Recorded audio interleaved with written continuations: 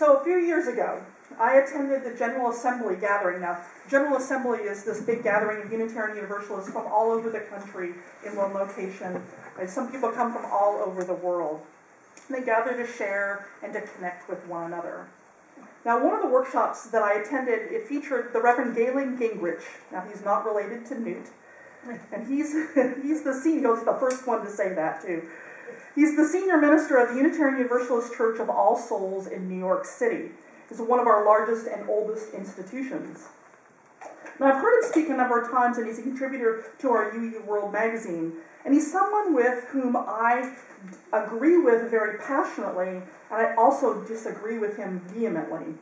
He tends to sort of bring out these two sides of me every time I hear him or read about him, and that day was no different. Let me help you understand why I agree and disagree with him.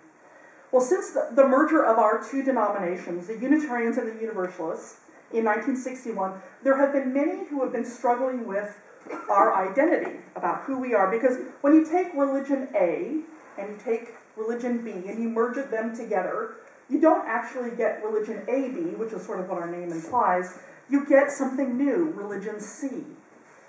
And so as a very young faith, really only just a little over 50 years, we've been asking ourselves sort of, who are we?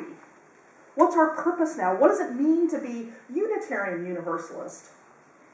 And since just about every religious organization in the world revolves around either sort of a common conception of God, or at least a messianic founding person, what is it that we revolve around? What is our core, our center as a tradition? Well, our 6 sources of wisdom, which if you look on the back of our announcements, you'll find them there, they make it very clear that we don't actually have a common theology. As a result, some of our churches respond to this lack of a center in one of 2 ways. And it's just some of them, but some of them simply go with sort of the majority that's theologically in that particular church, which depending on the congregation, that's often either humanism or it's ethical Christianity. In other words, they choose a theology to go with. Or churches often say something like, well, you can just believe whatever you want. Everyone and every theology is welcome. But neither of these positions, I think, is really true to who we are as this new religion. We have a sort of a myriad of theologies as diverse as all the individuals who sit in our pews. And we have a definite culture that does not welcome all beliefs. If you believe, for example, that women should be silent in the church, well, I doubt that you would be very welcome. Or if you had a limited conception of family or marriage. And moreover, while we say we're welcoming to all people, we don't welcome all behaviors. You don't get to spout off hatred or make demeaning comments in our churches. And instead, we hold ourselves to that covenant that we spoke twice today. Love is the spirit of this church. But irregardless if a congregation falls into one of these 2 camps, this lack of center is very troublesome for a lot of people.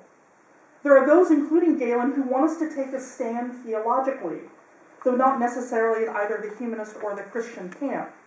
He proposes that we embrace a concept of a divine presence in the world, though he certainly doesn't get any more specific than that. As he understands it, he proposes that God exists sort of like beauty. It's not like a person or an apple. But this is kind of where I disagree with him very vehemently. And ironically, I actually love his concept of a holy, and might say that my theology matches much of what his is. But I disagree with him so strongly because I think he's trying to find a center that no longer exists for us. Rather than thinking differently, I think we need to think differently, which is what Unitarian Universalists have always done. Instead, he's trying to find a religious theological center. And I think we need to think about this differently. Or, in another analogy, his desire to find a common concept of God feels like it's trying to fit us into a mold that we broke. A mold that we broke with our principles and sources. That is, I believe our strength is we don't revolve around a theological center. Indeed, the radical and really simple notion that all worldviews, whether that's atheism, Christianity, paganism, humanism, Buddhism, you, me, all have truths. And this is our greatest gift. So why should we shy away from it? Having a center to revolve around, after all, is not always a good thing. You can get kind of dizzy revolving around something. trying to figure out who belongs and who doesn't. At some point, if you try to have a common theology, you're going to leave people out, good people, people whose behaviors are full of love, compassion, and justice. Because a common theology does not in and of itself lead to common values. Because a common theology does not create a common set of values, it does not create a common set of behaviors or a common desire for justice. But, so this is where I disagree with Galen on this. But there's one point that I completely agree with Galen about. Where I think that Galen is brilliant is not his identification of the need for a common theology, but that he has found a common way through which we can all connect in our own unique Unitarian Universalist way, through whatever our theology is. So what is this binding value that's not a theology? Well, first off, it's a virtue. The virtue that he believes is at the heart of all Unitarian Universalist values, theologies, worldviews, everything that will connect us all is the virtue of gratitude.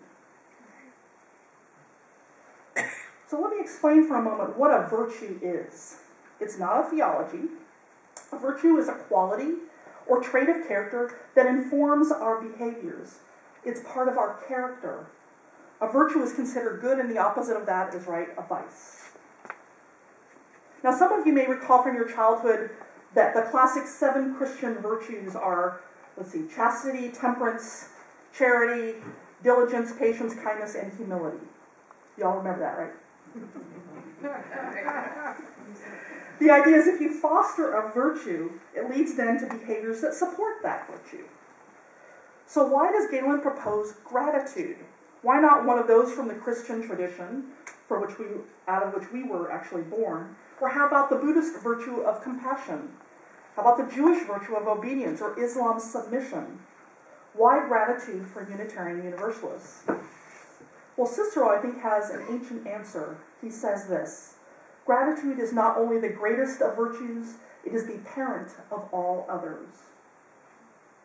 Galen Gingrich, he puts it this way.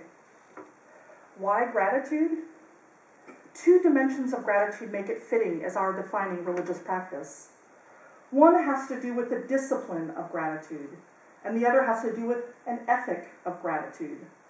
The discipline of gratitude reminds us how utterly dependent we are on the people and world around us for everything that matters. From this flows an ethic of gratitude that obligates us to create a future that justifies an increasing sense of gratitude from the human family as a whole. The ethic of gratitude demands that we nurture the world that nurtures us in return. It is our duty to foster the kind of environment that we want to take in and therefore become. Well, this virtue of gratitude is in fact deeply embedded in our principles. As Galen said that we are utterly dependent upon the world and people, but I would say rather that we're utterly interdependent. We have a part to play in this web of existence. As our 7th principle states, we affirm and promote the interdependent web of existence of which we are a part. That is, we are in direct relationship with each other and with the world around us. So that's kind of a fairly heady and everything, but sort of think about this. The independent web. Did you make the clothes that you wear? Did you create or grow the food that make up your next meal? Did you make the vacuum cleaner or your washer? Did you weave your carpet? Did you make the car that drove you here today or the bicycle? Well, I think for most of us we can say, no, not really. We live in a society that has created an astounding division of labor because no one person could do it all. Of course, you bought those things, but what if you had to make them yourselves? To live the life we need, we are utterly interdependent on one another, not just dependent. After all, you play a part in this world too, whether you're, say, a healer or a teacher, a consumer, an artist, whatever role you play, you add something vital that no one else offers. And we are dependent upon you doing your part, just as you are dependent upon us to do our part. And if we didn't, the system, it just kind of falls apart. That's the essence of interdependence. For example, we wouldn't have sound today if Ranjit and Adam weren't back there working diligently. We wouldn't have music if Beth and the choir didn't show up and practice on Thursdays every time. The staff and I wouldn't be here if you didn't share your finances. And the church would fall apart without the board of trustees. And I guarantee you that somebody would be sad if you didn't show up today. We are all interdependent upon one another, just in our little microcosm of a church. So I like this idea of embracing gratitude, not as a core to revolve around, but rather as a means which we connect to each other and the world. Let it be the means by which we express our interdependence and see the world. Let us have gratitude. Now, most of us can think of some things that we're grateful for, whether that's Bach, right? Family, friends, sunshine, our health. But the spiritual practice of gratitude is not just for those things that might be kind of obvious, but also for those things that might not be so obvious. As E.E. Cummings would say, to awaken the ears of our ears and to open the eyes of our eyes to those things that we take for granted. Imagine this. What if you woke up tomorrow morning with only those things you're grateful for today? Would something be missing? Well, gratitude in this day and age is not something that comes easy, I think, to most of us, and particularly here in the U.S. where we have so much. We take for granted all that is around us, the roads we drive on, the music we hear, like that Brandenburg Concerto, the clerk at the grocery store, maybe that worship magically sort of happens every Sunday morning. Everything comes so easy to us that we don't often see the gifts that are right in front of us. Now, I realized one day that I had been very blind to gratitude. And it happened, it's sort of a funny story. I was a chaplain at the King County Jail at the time, and I was conducting a small sort of support group with a bunch of inmates. And it was about this time of year, it was right before Thanksgiving. And I decided I would ask these inmates what they were grateful for. And I did this because in my family, at Thanksgiving, we all stand around this big table full of food. We stand, we hold hands, and we each go around and we say something that we're grateful for. I have this cousin who's a hairdresser, and every year she says, "I'm thankful that hair grows." I love that. So this was a lovely ceremony that I thought I'd share, but then sort of it occurred to me just before I'm about to ask it, was this a good question to ask men who were incarcerated? Men who wouldn't be able to spend time with their families, eat wonderful food? I wondered that I'd make them actually a little bit more depressed. But I didn't have anything else planned. So I blurted out the question and hoped that it would sort of be all right. Well, as soon as I got this question out, this man goes, "Oh yeah, I am so grateful." And he launches into this story that was just so convoluted. I can't repeat it here, but it had to do with a drug bust that went from bad to worse. And it involved, cars and sirens and police coming in and shots being fired and women screaming and him diving underneath a car. And I'm sitting here thinking this whole time, what is this all going on? What is going on here? I don't understand. It goes on and on. I'm getting more and more uncomfortable. This is a whole world I do not know anything about. And finally, after what seemed like forever, I cut him off and I sort of said, the question was, what are you grateful for? And all of the inmates, they look at me like I've gone insane. And he says to me, "I'm grateful to be alive." It never occurred to me to simply be grateful to be alive. Being alive is something I take for granted. What does that mean to be grateful to be alive? To know that we are here in this existence, unique and special, each one of us. There's no one else like us. To know that any moment our lives can be taken from us.